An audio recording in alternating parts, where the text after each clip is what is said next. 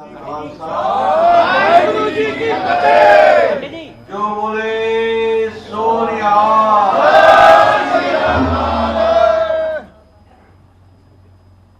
गुरु के चरणों में यहाँ पर एकत्र आए हमारे यशस्वी और ऊर्जावान मुख्यमंत्री सम्माननीय योगी आदित्यनाथ जी, हमारे प्रदेश के अध्यक्ष श्री स्वतंत्र देव जी, हमारे प्रभारी श्री राधा मोहन जी, प्रदेश के उप मुख्यमंत्री सम्माननीय मौर्य जी, हमारे यहाँ के लोकप्रिय सांसद श्री सत्यदेव पचौरी जी, हमारे ग्रामीण क्षेत्र के सांसद भोले सिंह जी, महेश त्रिवेदी जी, हमारे विधायक, हमारे अपने इस गुरुद्वारा से जुड़े हुए सभी संतगण, हमारे सभी ज्ञानी पुरुष, हमारी बहन और मंत्री बहन कल्याण जी, हमारे सभी यहाँ पर उपस्थित माताएं, बहनें, बुजुर्ग और मेरे प्यारे नौजवान साथी, आज मेरा ये सौभाग्य है कि मुझे बाबा नामदेव जी के चरणों में और इस गुरुद्वारे में आने का सौभाग्य प्राप्त हुआ। ये सौभाग्य जब तक बाबा की इच्छा न हो तब तक ये सौभाग्य प्राप्त नहीं होता है। तो आज उनका आशीर्वाद मुझे मिला और मैं कानपुर आया तो योगी जी के साथ सबसे पहले बाबा के चरणों में शीश झुकाने का सौभाग्य मिला है। इसके लिए मैं आयोजकों को बहुत बहुत धन्यवाद देता हूँ।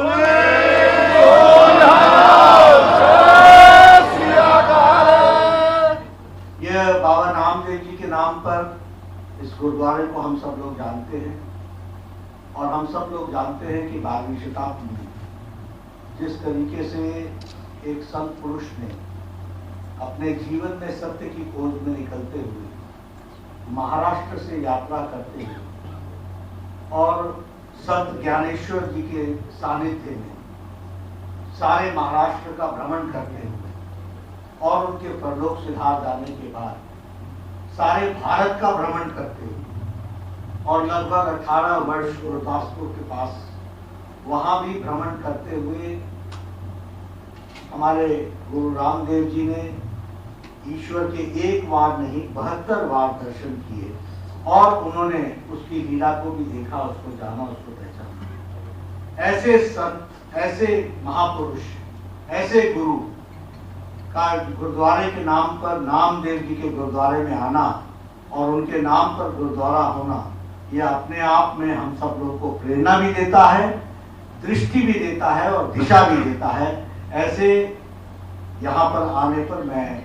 गुरु जी के नाम पर शीश झुकाता हूँ, नमन करता हूँ और आप सब लोगों के माध्यम से जो प्रेरणा मिलती है उसको,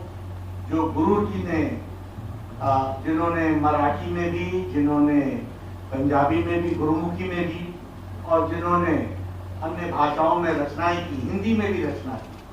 ऐसे गुरु नामदेव जी के प्रति मैं शीश झुकाते हुए अपने साथियों के साथ ये अर्चना करता हूं कि मुझे और मेरे सभी साथियों को और समाज में सही दृष्टि देने की ताकत दें और हम सब लोग अच्छे ढंग से आगे बढ़े। बोले वाहेगुरु दा खालसा, वाहेगुरु जी की फतेह। बोले सो निहाल, बोले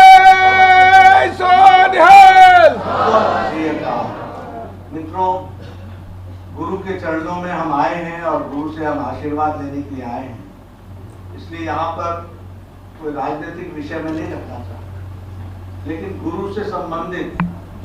और हमारे गुरु ग्रंथ साहब से संबंधित विषयों को जरूर महत्व में रखना चाहता। वैसे अगर कहा जाए तो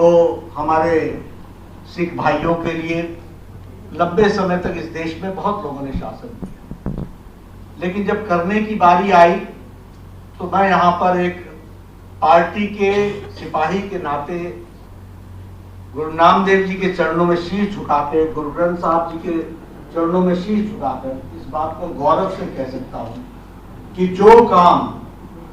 सिख समुदाय और सिख भाइयों के लिए हमारे यशस्वी प्रधानमंत्री मोदी जी ने किया, वो किसी ने नहीं किया है। ये मैं गौरव के साथ, फिर चाहे वो हिंदू मैरिज एक्ट के तहत जो परिवर्तन करके सिख भाइयों को जो सुविधा देनी थी उसका विषय हो, फिर चाहे वो हरमंदिर साहब को फॉरेन कंट्रीब्यूशन के लिए रेगुलेशन एक्ट के तहत कंट्रीब्यूशन करने का अधिकार देने का सवाल हो, उसके प्रति जो मोदी जी ने नियमों में परिवर्तन करके सारी दुनिया से हरमंदिर साहब को जो अर्चना मिलती है उसको एक सही रूप में आगे बढ़ाने के लिए उसका योगदान हो, फिर चाहे लंगर पर से जीएसटी उठाने का सवाल हो, फिर चाहे वो ब्लैक लिस्ट की नामों की संख्या को हटाने का नाम हो और उसमें सिर्फ अब 352-54 में सिर्फ 2 रह गए हैं, बाकी सभी ब्लैक लिस्ट से हट गए हैं, इस बात को करने का काम हो, फिर चाहे वह गुरु नानक देव यूनिवर्सिटी में गुरु नानक देव जी के लिए रिसर्च स्टडी के लिए उसके लिए चेयर का प्रबंध करने का विषय हो, उसकी स्टडी करने का विषय हो, या फिर गुरु ग्रंथ साहब को विभिन्न भाषाओं में अनुवाद करके ज्यादा से ज्यादा गुरु नानक देव जी का संदेश जा सके, इसको पूरा करने का सवाल हो। ये सारे विषय को आदरणीय प्रधानमंत्री मोदी जी ने अपने कार्यकाल में पूरा करके दिया है और सिख समुदाय के लिए जो उनकी वर्षों की मांग थी उसके लिए रास्ता दिया है और उसको पूरा किया है। हम करतारपुर के कॉरिडोर का विषय जानते हैं, पहले खोलना, फिर कोरोना के कारण रुक जाना, फिर उसको खोलना, ये अपने आप में बताता है कि हमारा जो संबंध है और जो हम सबका साथ, सबका विकास, सबका विश्वास, सबका प्रयास, इसको सिर्फ शब्दों में ही नहीं, इसको कर्तव्य में भी परिवर्तित करके दिखा रहे हैं, उसको मोदी जी ने किया है, ये मैं कह सकता हूँ। अच्छा नहीं लगता, लेकिन आज खुशी के अवसर पर दुख की बात याद की जाए, लेकिन बिना दुख के सुख का आनंद भी नहीं होता। हमें याद है कि 2 हमारे सेवादार इसी गुरु नानक देव, इसी परिसर में, दूसरे वाला जो इससे पहले जिसके नाम से ये बना सब्जी मंडी कितवई नगर, तो वह भी 1984 के दंगों में जिस तरीके से हुआ था, इस पर भी एसआईटी बैठाकर और कोई कितना भी प्रतिभाशाली और प्रभावशाली हो, उसको जेल की सलाखों में पहुंचाने का काम किया, तो यशस्वी प्रधानमंत्री ने किया है।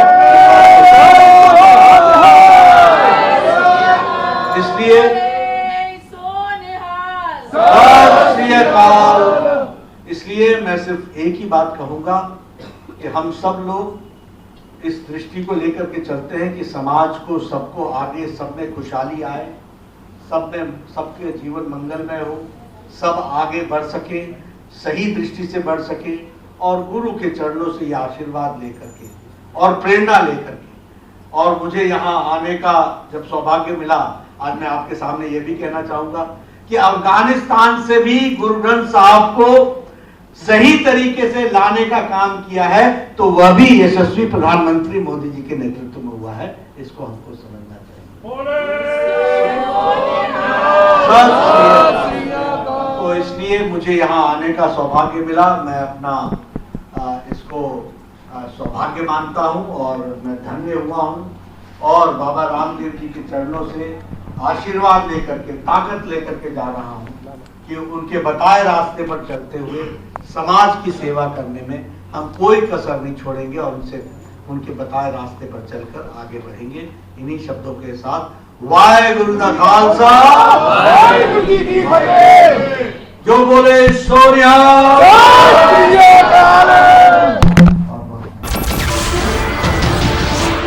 नमस्कार, मैं हूं मानक गुप्ता। अगर आपको हमारा ये वीडियो पसंद आया हो तो इसे लाइक और शेयर जरूर करें, और हाँ, हमें सब्सक्राइब और फॉलो करना ना भूलें ताकि आप देश और दुनिया की कोई खबर मिस ना करें। तो जुड़े रहिए हमारे साथ और देखते रहिए न्यूज़ 24।